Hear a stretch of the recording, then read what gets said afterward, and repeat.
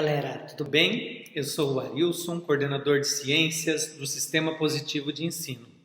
Hoje nós vamos avançar os estudos sobre o capítulo 3, Diversidade da Matéria.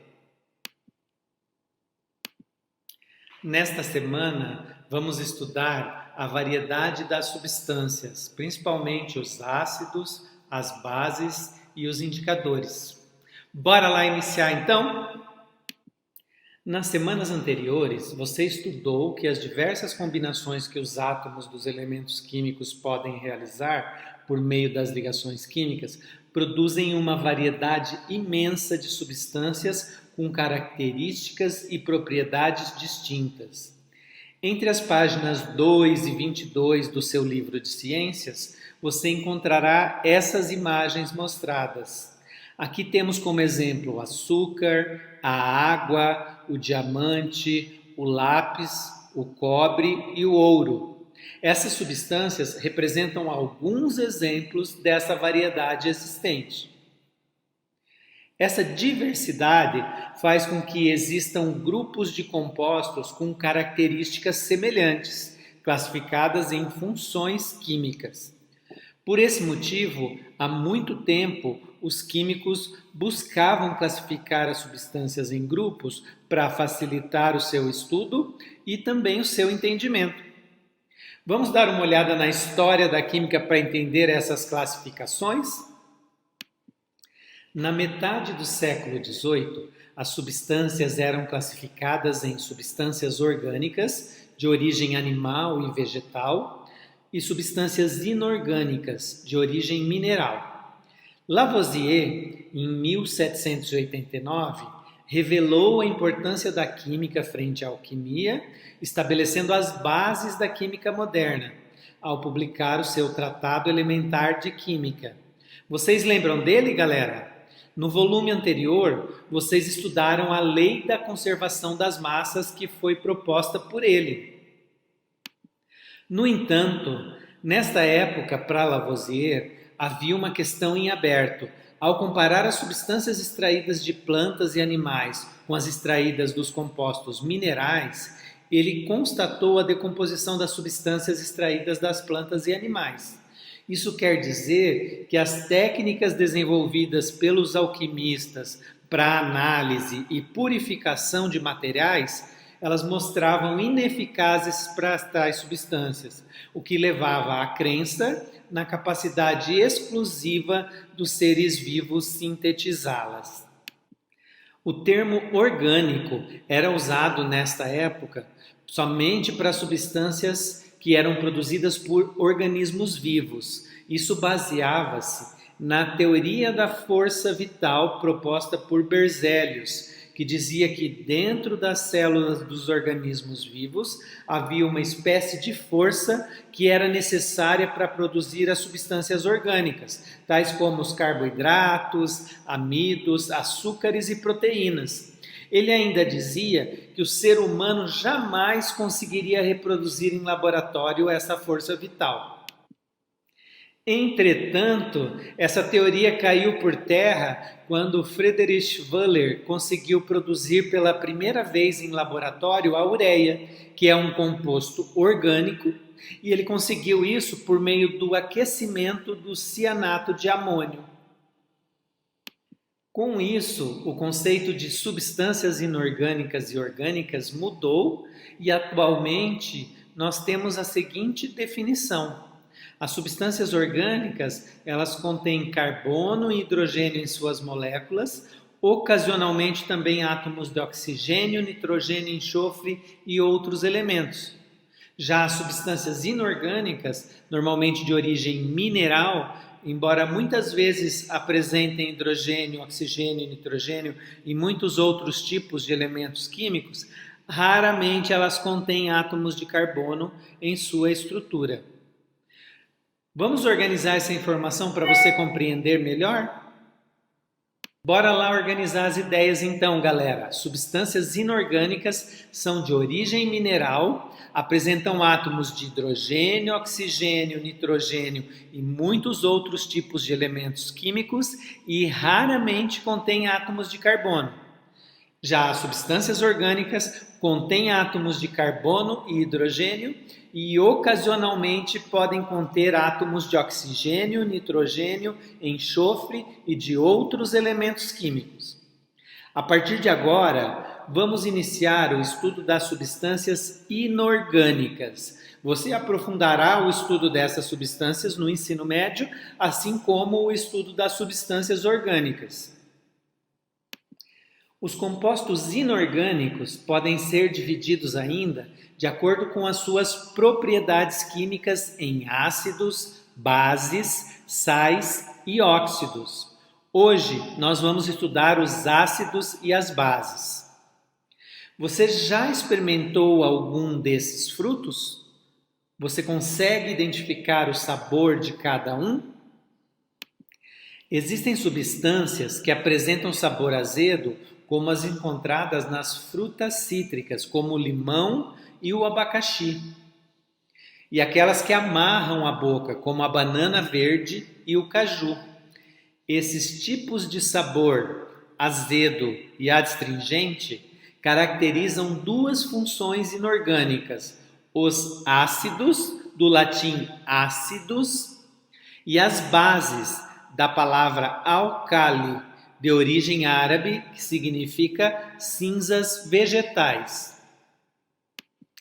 Mas atenção, galera! Embora o sabor tenha sido usado como um critério de classificação de substâncias em ácidas ou bases, não devemos utilizá-la para o reconhecimento dessas funções. A ingestão de substâncias desconhecidas é um procedimento muito perigoso, que pode ser até letal. Falando sobre os ácidos, por volta de 1830, os químicos haviam comprovado que todos os ácidos continham hidrogênio em sua composição. Entretanto, nesta época, nem todas as substâncias conhecidas que apresentavam hidrogênio eram ácidos, como, por exemplo, a água. Em 1880, Svante August Arrhenius relacionou o comportamento dos ácidos com a presença dos íons hidrogênio. Galera, ainda sobre os ácidos, observe as suas fórmulas moleculares. Observem essas imagens e os ácidos que eu estou colocando aqui para vocês. Esses ácidos, eles são de uso comercial, eles são muito importantes no nosso dia a dia. E aí, enquanto vocês pensam sobre a pergunta que eu fiz para vocês, de observar as suas fórmulas moleculares, tente perceber nessas fórmulas moleculares quais são as características das fórmulas que estão do lado esquerdo e do lado direito da tela. Enquanto vocês fazem isso, eu vou falar um pouquinho sobre cada um desses ácidos. Bom, o ácido cianídrico ele é altamente tóxico, foi inicialmente usado como pesticida para matar piolhos, pulgas e carrapatos e transmissores de tifo. Durante a Segunda Guerra Mundial, ele também foi utilizado nos campos de concentração para o extermínio em massa de prisioneiros, em substituição às execuções com pelotões de fuzilamento. Comerciado na forma impura com o nome de ácido muriático, a solução aquosa de ácido clorídrico ela é usada na limpeza de pisos e superfícies metálicas. É também um dos componentes do suco gástrico do estômago, cuja função é proporcionar acidez ideal para a digestão dos alimentos. Bom, já o ácido fluorídrico ele é capaz de corroer o vidro, e, portanto, ele era usado na gravação do número do chassi em vidros de automóveis. Ele também era empregado como um catalisador na indústria do petróleo, no acabamento em aço e no refino do urânio.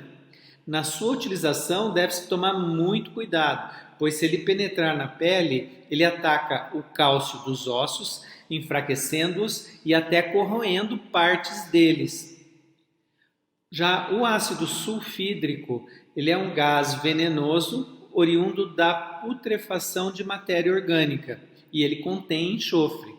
Ele apresenta um odor bastante característico, semelhante ao de ovo podre. e a sua inalação bloqueia as vias respiratórias e paralisa a respiração. Bom, outro ácido muito importante para a gente no dia a dia é o ácido acético. Ele é aplicado na produção de acetato de garrafas de PET. Também é utilizado para limpeza e desinfecção de ambientes, utensílios, alimentos e etc. No vinagre, para fins culinários, a solução apresenta 4% de ácido acético.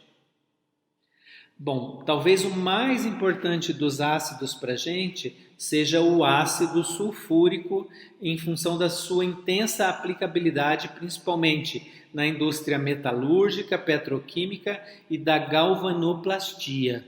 A quantidade produzida e consumida desse ácido pode ser inclusive usada para avaliar o desenvolvimento industrial de um país. Tem ação altamente desidratante e corrosiva, podendo-se em contato com a pele provocar queimaduras graves com a formação de manchas pretas causadas pela carbonização. Outro ácido importante é o ácido nítrico. Ele é intensamente utilizado na manufatura de fertilizantes, explosivos, tecidos sintéticos, drogas, corantes, agentes oxidantes, metalurgia, refino de minério, limpeza de caldeiras e tratamento de óleo. Ele é um ácido tóxico, corrosivo e sufocante e altamente reativo em tecidos animais e vegetais, produzindo manchas amarelas na pele. Depois do ácido sulfúrico, é o ácido mais consumido e fabricado no ramo industrial. Outro ácido importante é o ácido fosfórico. Em geral, ele é usado como acidulante em geleias, doces e refrigerantes.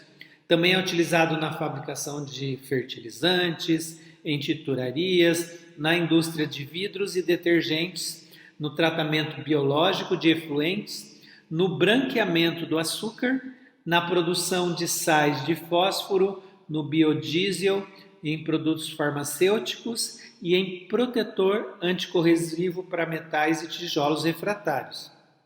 Por último, o ácido carbônico. Ele é responsável pela gaseificação das bebidas, tais como os refrigerantes e águas com gás. Quando ele é formado pela reação do gás carbônico com a água da chuva, ele confere a esta um caráter naturalmente ácido. E aí, galerinha? Eu tinha feito uma pergunta inicial enquanto eu falei sobre os ácidos. Vocês conseguiram perceber a diferença entre os ácidos que eu coloquei à esquerda da tela e à direita da tela? Então, quem respondeu que do lado esquerdo não possui oxigênio e do lado direito possui oxigênio nas suas fórmulas moleculares, acertou. Sobre a presença de oxigênio ou não nas suas fórmulas moleculares, os ácidos eles podem ser classificados de hidrácidos ou oxiácidos. Os hidráxios correspondem a ácidos que não apresentam o elemento químico oxigênio em sua fórmula. São exemplos de hidrácidos desses que eu tinha mostrado para vocês: o ácido nítrico, o ácido sulfídrico, o ácido clorídrico e o ácido fluorídrico. Já os oxiácidos correspondem a ácidos que apresentam o elemento oxigênio em sua fórmula. Como exemplo, o ácido sulfúrico, o ácido carbônico, o ácido nítrico, o ácido fosfórico e o ácido acético.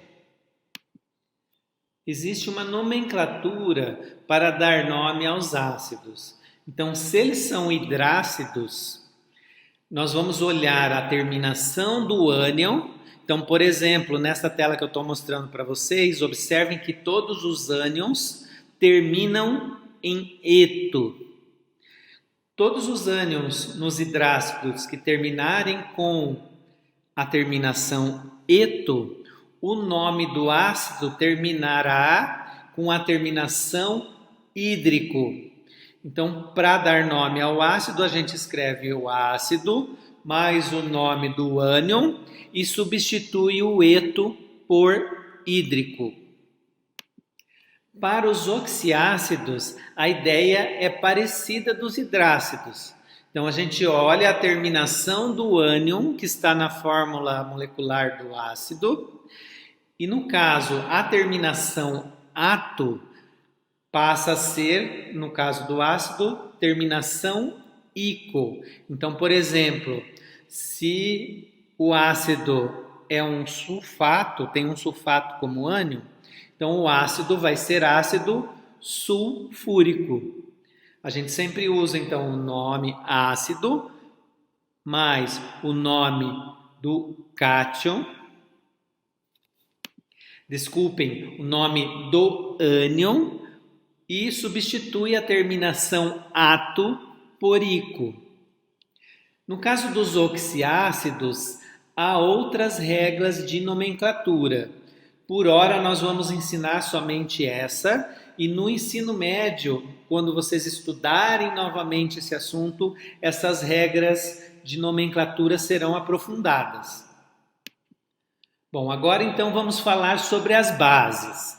Nós já vimos que elas amarram a boca, ou seja, tem sabor adstringente.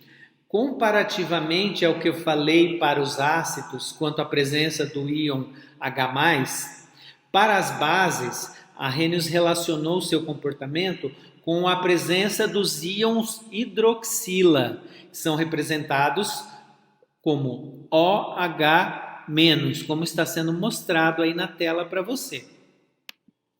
Bom, aqui eu estou trazendo para vocês também algumas bases que têm uso comercial muito importante para a gente. Por exemplo, o hidróxido de sódio, que é conhecido também como soda cáustica. Ele é corrosivo, tóxico e solúvel em água.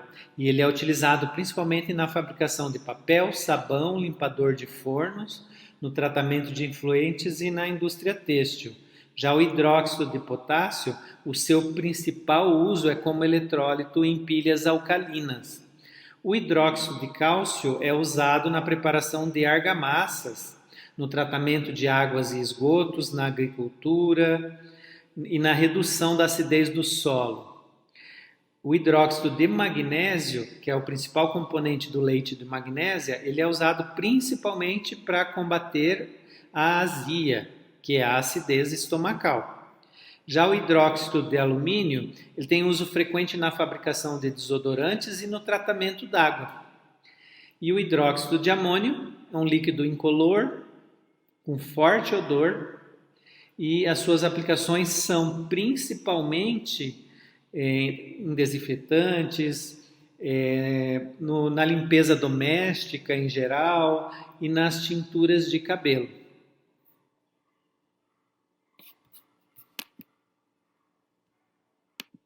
Bom, em relação à nomenclatura para as bases, ela é bem mais simples, porque elas normalmente são formadas por um cátion, que pode ser um metal ou o amônio, e o ânion é sempre a hidroxila. Então, portanto, eu sabendo o nome do cátion, eu consigo nomear a base automaticamente. Então, por exemplo, se o cátion é sódio, o nome da base será hidróxido de sódio. Se o cátion é amônio, o nome será hidróxido de amônio. Bom, agora que nós já vimos algumas características dos ácidos e da base, vamos passar adiante. Desde a antiguidade, esse comportamento de ácido e base já era conhecido. As primeiras referências podem ser encontradas em estudos árabes do século VII, que dizem respeito principalmente ao vinagre e ao hidróxido de sódio. De acordo com esses conhecimentos e também com a crescente necessidade de explicar fenômenos associados à acidez e à basicidade, como, por exemplo, o fato de que certos corantes vegetais, como um xarope extraído de pétalas de violeta, mudavam de cor na presença de substâncias ácidas e básicas, fez com que os estudos sobre essa temática avançassem.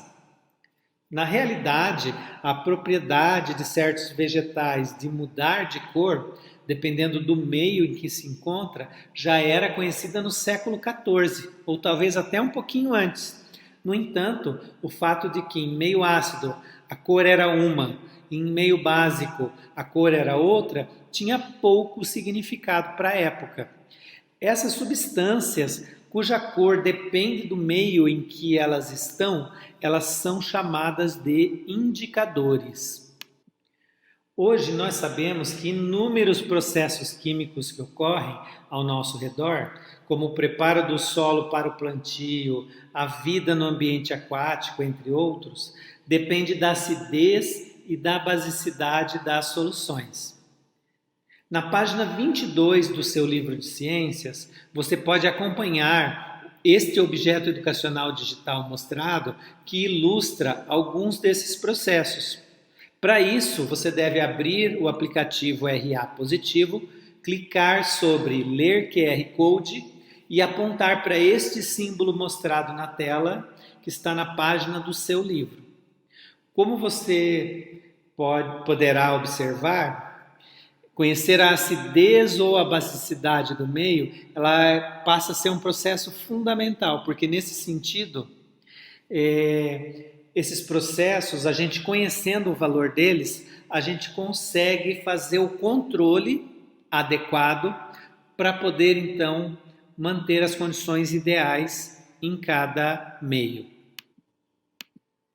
Apesar de apresentar baixo grau de precisão nos resultados, é muito comum nos laboratórios o uso de indicadores colorimétricos para verificar a acidez ou basicidade de um determinado material. O funcionamento desses indicadores é baseado na alteração de cor, ou seja, dependendo do meio, ácido ou básico, em que se encontram, apresentam uma cor característica. Observe no quadro mostrado a coloração de alguns desses indicadores sintéticos. Então, por exemplo, a fenolftaleína em meio ácido é incolor e em meio básico é rosa carmim. O alaranjado de metila é vermelho em meio ácido e alaranjado em meio básico. O azul de bromotimol é amarelo em meio ácido e azul em meio básico. Outro tipo de indicador muito utilizado em laboratórios é o papel do tornassol. Ele é um papel de filtro impregnado com tornassol. E ele fica vermelho em meio ácido e azul em meio básico. Há também o indicador universal, que ele é uma mistura de vários indicadores e que ele apresenta uma variação grande de cores, que vão do vermelho escuro, que é muito ácido, ao roxo, que é muito básico. O papel indicador, além de prático, ele é eficiente para a medição de uma grandeza denominada potencial hidrogeniônico, comumente chamado apenas de pH. Esse potencial, ele corresponde a uma escala numérica que indica o grau de acidez, neutralidade ou alcalinidade de um material. A 25 graus Celsius, os valores dessa escala variam de 0 a 14, como está sendo mostrado. A água pura, por ser considerado um meio neutro, tem pH igual a 7. Dessa forma, materiais que apresentam valores de pH abaixo de 7 são considerados ácidos, enquanto materiais com valores de pH acima de 7 são básicos. É importante ressaltar com vocês, galera, que se nós quisermos precisão, então para a determinação do pH, é necessária a utilização de um aparelho. Esse aparelho ele é chamado de pHmetro. Para aprofundar os seus estudos sobre os ácidos e as bases, vamos fazer um experimento. Mas atenção, peça ajuda aos seus pais ou responsáveis para fazer esse experimento em casa. Como provavelmente você não deve ter em casa fitas de papel tornassol, então vamos adaptar o experimento da página 22 para que você consiga fazê-lo em casa. Nesse experimento, nós vamos utilizar um indicador feito a partir do repolho roxo. você vai precisar de 1/4 de repolho roxo finamente picado, água, uma panela, um coador, uma jarra, 5 copos, além de limão, vinagre, leite de magnésia, mistura de água e sabão. Coloque o repolho roxo picado na panela com um copo de água e aqueça-o brandamente por 15 minutos. Deixe o repolho esfriar na panela com água. Coe o material obtido recolhendo o líquido em um copo. Descarte as folhas do repolho roxo no lixo orgânico. Distribua a solução obtida nos outros 4 copos, preenchendo 1/4 de cada um. Adicione os materiais suco de limão, vinagre, leite de magnésia e mistura de água e sabão em cada um dos copos até complementar a metade de cada copo. Após o uso do suco de limão, as mãos devem ser lavadas cuidadosamente, pois o resíduo desse líquido pode causar queimaduras na sua pele se exposta ao sol. Aí é só observar os resultados e anotar as cores. Pessoal, é isso aí. Então chegamos ao final de mais uma videoaula e agora é importante que vocês pratiquem os assuntos que foram trabalhados. Então eu estou indicando aqui para vocês como tarefa no seu livro, entre as páginas 31 e 33, as atividades 1, 2, 4, 5 e 6. E no livro de atividades, nas páginas 10 e 11, as atividades 18, 19, 20, 21 e 22. Bons estudos e até a nossa próxima videoaula. Tchau!